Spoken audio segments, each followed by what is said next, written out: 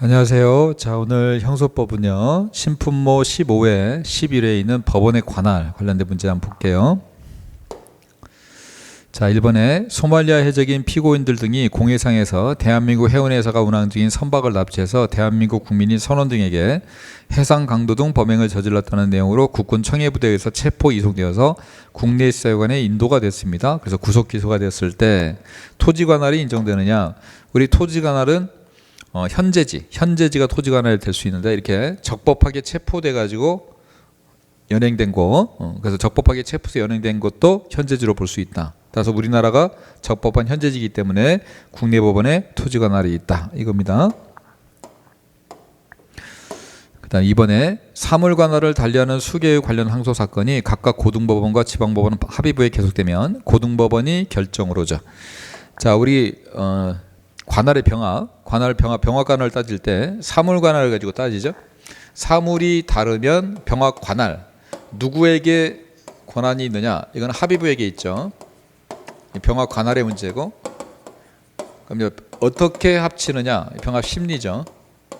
합치는 것은 절차가 합의부가 결정하면 된다. 공통되는 직근상급법원에 신청할 필요가 없다. 그럼 이 경우 지금 사물이 다르기 때문에 고등법원과 지방법원 본원 합의부가 재판을 진행하고 있네요. 고등법원은 2심이죠. 사물관할을 따져보면 사물관할은 1심을 누가 했느냐를 따지는 거라고 그랬죠. 고등법원은 1심을 지방법원 합의부가 했으니까 2심을 고등법원이 하고 있겠죠. 따라서 1심을 합의부가 했으니까 이거는 합의부 관할이고요.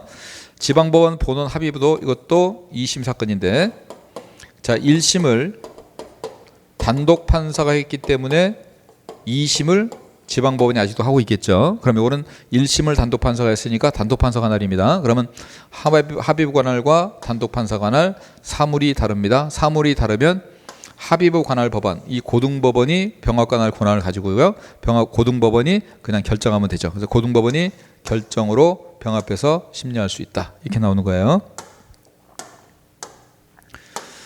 자, 그다음 3번에 일반 국민이 범한 특정 군사범죄와 그 밖의 일반 범죄가 30주 전단의 경합범 관계에 있다고 보아서 하나의 사건으로 기소된 경우라면, 자, 원래 일반인은 군사법원의 재판 안 받게 돼 있죠. 근데 일반인에 대해서 군사법원에서 재판을 하는 경우가 있어요.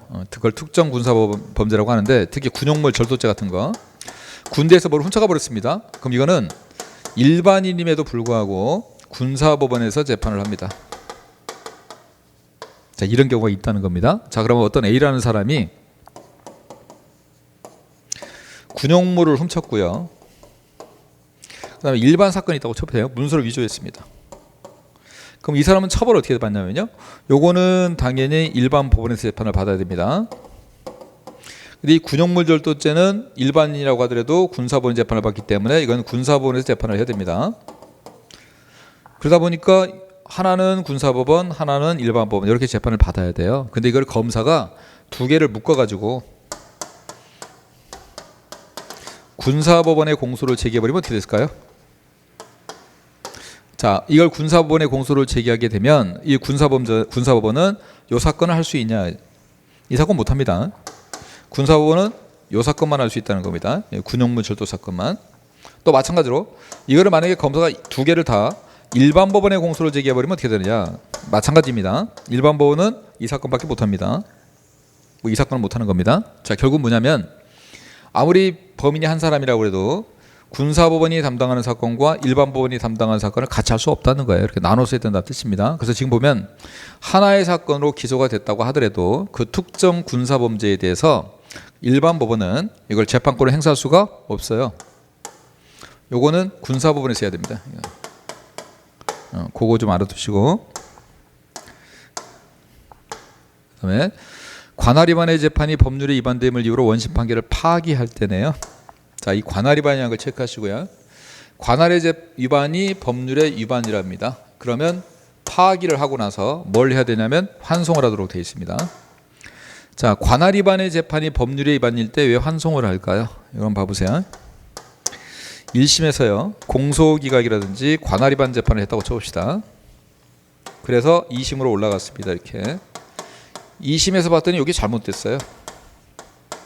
그럼 이게 위법이면 이거를 파기해야 됩니다. 이게. 그래서 2심 법원은 1심 법원의 재판을 파기합니다.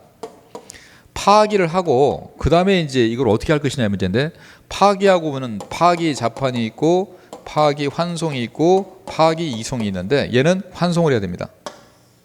이렇게. 왜 환송을 해야 되냐면 우리가 3심 제도가 있잖아요. 3심 제도는 1심, 2심, 3심 제도는 결국 3번의 유무죄 판단을 하라는 뜻입니다.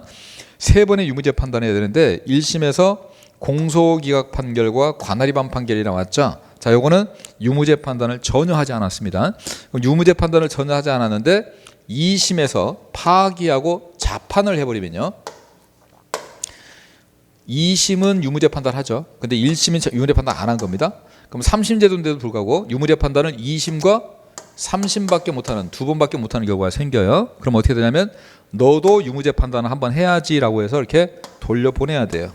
그래서 이걸 파기 환송을 하도록 되어 있습니다. 다만 1심에서 유죄나 무죄나 면소 판결을 했다면 이거는 유무죄 판단에 조금 들어간 거잖아. 우리 면소도 실체적 소송 조건이라고 그래서 이거 실체 심리 조금 한단 말이야. 그러면 유죄나 무죄나 면소가 나왔었다면 이때는 유무죄에서 실체 심리가 좀 있었기 때문에 여기서 파기 재판해도 되는데, 공소기각이나 관할위반이 나왔었다면 전혀 유무죄 판단하지 않았기 때문에 그냥 여기서 결론 내버리면 1심에서 유무죄 판단할 수 있는 기회가 없어져 버려요. 그래서 이거를 돌려보내서 유무죄 판단을 하기 위해서 환송을 합니다. 환송.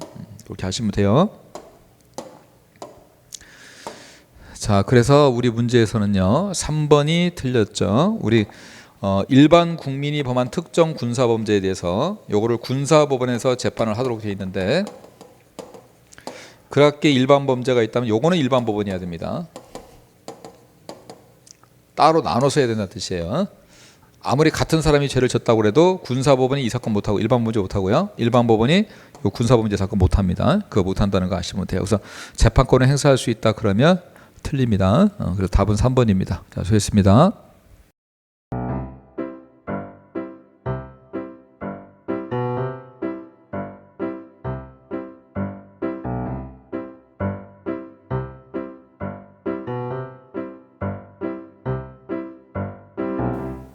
구독, 좋아요, 알림 설정